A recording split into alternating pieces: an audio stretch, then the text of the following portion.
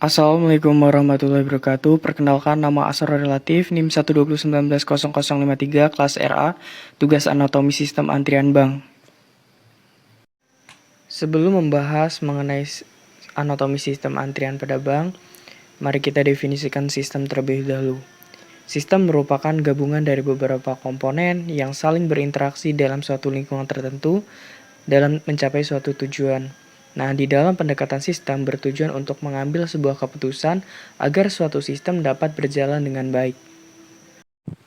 Pada anatomi sistem terdiri dari 5 aspek.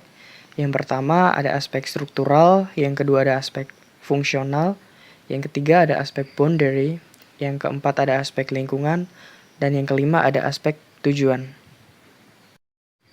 Yang pertama pada aspek struktural.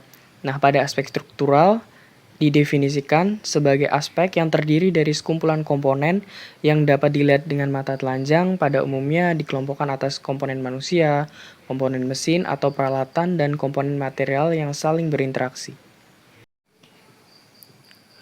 Pada aspek struktural pada sistem antrian bank, pertama nasabah pergi ke kantor bank, kemudian akan bertemu dengan Sapam.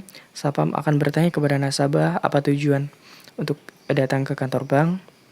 Semisal untuk membuka buku tabungan baru, nasabah akan diarahkan ke mesin nomor antrian untuk pergi ke customer service. Atau nasabah ingin transfer, maka nasabah akan mengarahkan untuk ke mesin nomor antrian untuk mengambil nomor untuk pergi ke teller. Nah, semisal untuk di customer service, setelah mendapatkan nomor antrian, nasabah menunggu namanya dipanggil oleh petugas. Setelah namanya telah dipanggil, kemudian akan dilayani oleh customer service. Setelah pelayanannya selesai, nasabah meninggalkan kantor bank. Yang kedua ada aspek fungsional.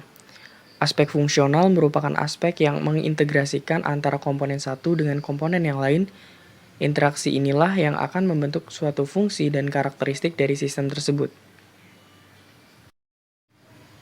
Yang ketiga dari aspek boundary dari anatomi sistem antrian bank, yang menjadi boundary adalah kantor bank. Yang keempat ada aspek lingkungan.